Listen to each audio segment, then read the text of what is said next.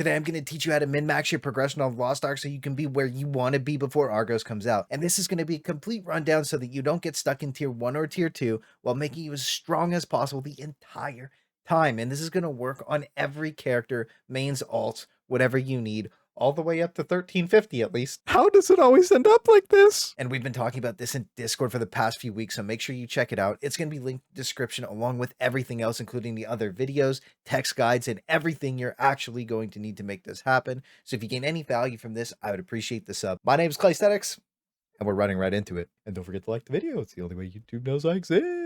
And lighting this off, we're going to start with the fastest way to get to tier 3, and I got there in about 12 days of hard grinding. And the most important thing you need to know to get out of tier 1 and tier 2 is simply island. Islands, islands, and more islands. It's a disaster. It's not fun, but once you get it all done that one time, you're done. And anything you don't use on your mains that you get from these islands, you can pop in the bank, take it out on your alts. But while you're doing all these islands, it's going to take you all over the world. And how you're going to maintain your power is simply grabbing skill points along the journey. They're the most important power spike to your character at every single stage of the game. And I have every single skill point available in NA in this video in a streamlined path just for you. So if you're just starting out, a lot of them are going to be doable. You're on this island adventure, so make sure you check it out. It's linked in the description. But the island rewards are ludicrous, and it's going to help you get to 460 day 1, which is going to let you blast Rohanda and easily get to 540 plus. And then you'll get your second awakening questline, which gives a ton of enhancing materials for tier 1 and tier 2. And then you're going to get your second awakening questline, which is going to give a ton of enhancing materials for tier 1. And more importantly, your second awakening ability, which is most of the time just better than the first one for almost everybody. On top of that, just make sure you do your chores, your guardians, your chaos every day, and your abyss for that one-time banger. You should be out of tier 1 in your first few days. But every first time you kill a guardian, it's actually going to give you a super box, which is going to give you a ton of extra materials. So because at the rate you progress, you can just one-time bang a ton of these bosses, get a ton of extra materials, and it's going to help you get out of tier 1 in your first like 3 to 5 days, depending on your RNG, which is why I really want you to use Star's Breath in tier 1 to help push you through. But it's going to be hard for you to get a tier 1 cube ticket just because the amount of time you're actually going to be in tier 1. So if you do get lucky and get it, go run it down. Same thing with the boss rush. But you got to be insanely lucky for that. And if you really want, you can make an army of alts and send all their stuff to the main character that you want to boost. It makes rounding out that last little bit of progression in T1 just that much easier if you have too many unfortunate fails. And unfortunately, the most important part is the cash shop within the cash shop, because this was such a great idea that everybody loved. It's basically directly tied to progressing your character in T1 and T2 at a decent speed, and it will be forever. And the higher tier you are, the more gold you make, which means you can buy more gems to load up more of the cash shop. It just creates an endless cycle of buying more gems. So if you were thinking about not playing because tier 1 is too hard to catch up, and it's actually so easy to push yourself through tier 1 as long as you're using Star's Breath, and you have the abundance of materials from the islands, you can get through it in no time at all. So don't let anyone else discourage you. You can catch up to all the people that just aren't playing efficiently, and you can get ahead of them even. So if you do all that, you should be 600 plus faster than me after a night of whiskey, and that's going to get you into tier 2. And you're going to immediately want to go to Yorn and blast those 2 chaos dungeons.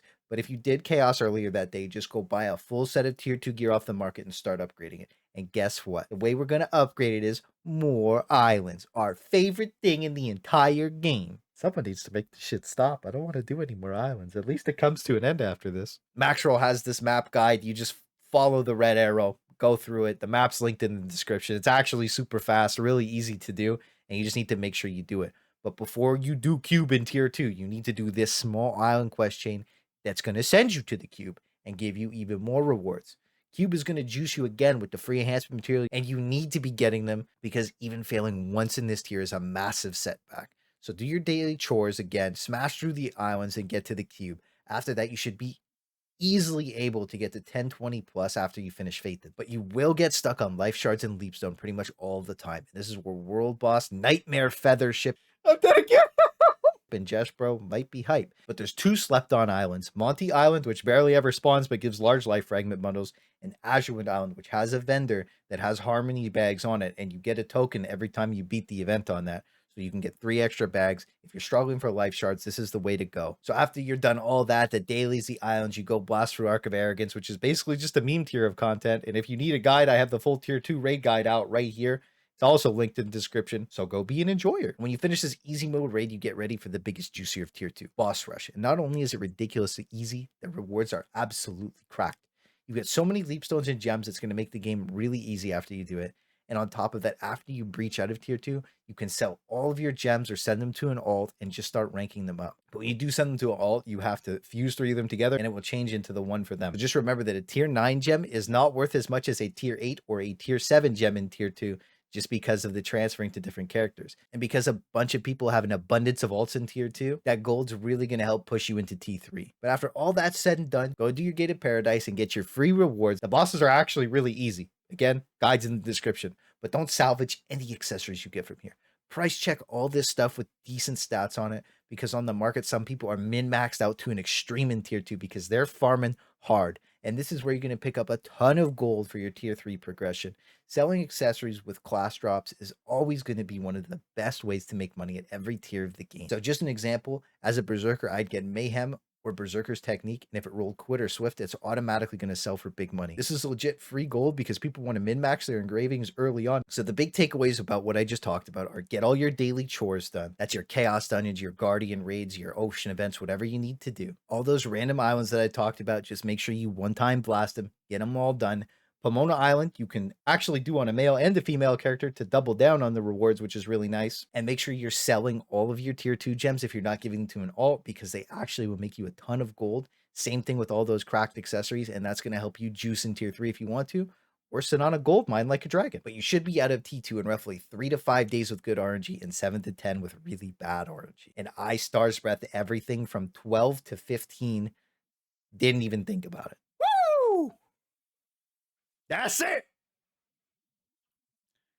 Look at that, dude. And now we're in tier 3. And it can be pretty cozy, just like our first patron Brian is. Thank you so much, bro. It means the world. Personally, I think getting to 1350 then stopping is the best way to go, because that's where I'm at. Not like I wanted to stop. The game just forced me to now at this point. So this is where you can sell all of your materials and make an absurd amount of gold every single day. And I honestly think amassing a giant pile of gold at this stage of the game and getting extra gems is probably the best thing you could do for your character. And while stopping at 1325 is fine, and that's where the majority of people stop, I really recommend using all your bound materials just to blast to 1350 and just do random taps along the way. Don't take the failing seriously here. It's built to be annoying and cost a ton of time, tears, and money. If you wail here, it's going to cost you your soul. And if you watch some of your favorite streamers on Twitch do it, You could tell they're dead inside. but like I said, the recommendation is get to 1350 for at least the second boss in the higher tier Chaos Dungeon. You're going to run into higher quality players and you're going to learn a lot more and you're going to have a lot more fun. But while you're spamming Chaos, the vendor has unbound materials, which means you can hard farm and just make absolute bank. But anything you buy is going to start to cost more every time you buy it. So just tap whatever is the most valuable off the vendor at the time and just sell it, and you're going to make tons of cash. But that also means when more people get here, the cheaper all these materials are going to get, which is why a ton of people are selling everything off and making tons of gold. All this stuff was like 2 times as expensive 2 weeks ago. And when Argos comes out, it'll probably spike again because there's going to be a ton of people pushing for it. So make the big gold gains while progging toward 1370 is the absolute best way to go. Go do Anguished Island every single day. The vendor is cracked. I already talked about it in a previous video. And go do any event field boss that spawns. So just go to Arion or the Fire and Ice guy at the top of the map. They're both super easy. You might die a bunch, but you could just spam respawn on the island. It's no big deal. And then go to every single ocean event that you can. All the events that are popping up that are going to give you T3 stuff, you have to hit. And then again, more so than T2 and T1, because you're actually going to be hard farming these Chaos Dungeons. And when you are farming the same dungeon over and over again, it's going to automatically drop you a cube and a boss rush ticket after about a 6-day window. So that way you're guaranteed the rewards. So that means you're going to be doing cube and boss rush consistently at least once a week. And you're going to want to do this every time you can, because these are insane gains. The cube juices you with enhancement materials and silver, and if you get lucky treasure rooms, you're going to clean house. And while Boss Rush just gives you a ton of gems, we're going to need an absurd amount of them because honestly, gems are really annoying in this tier, and the leap stones and other rewards are just the icing on the cake. And if you need silver, the best way to get it is just run spam alts through Chaos Dungeons and then do this cheesy shit with Low Pang, where you go to the island, you pick up these 3 dailies for Burn, Shoeshire, and Ardentine. You fast port to all 3, turn the quest in, you just made 10k silver. Well, it doesn't seem like a lot if you do it on 6 characters, you just made absolute bank. It scales with your item level too, but if you just do it on your T1 guys while doing their Chaos Dungeons, you're going to farm silver like absolute crazy. You're going to need as much of it as you can get, especially when you start enhancing and re-rolling all your gems. And if you truly want to be happy for tier 3, just do it at your own pace of making gold and tapping gear with bound mats so you can really enjoy it. I'm done.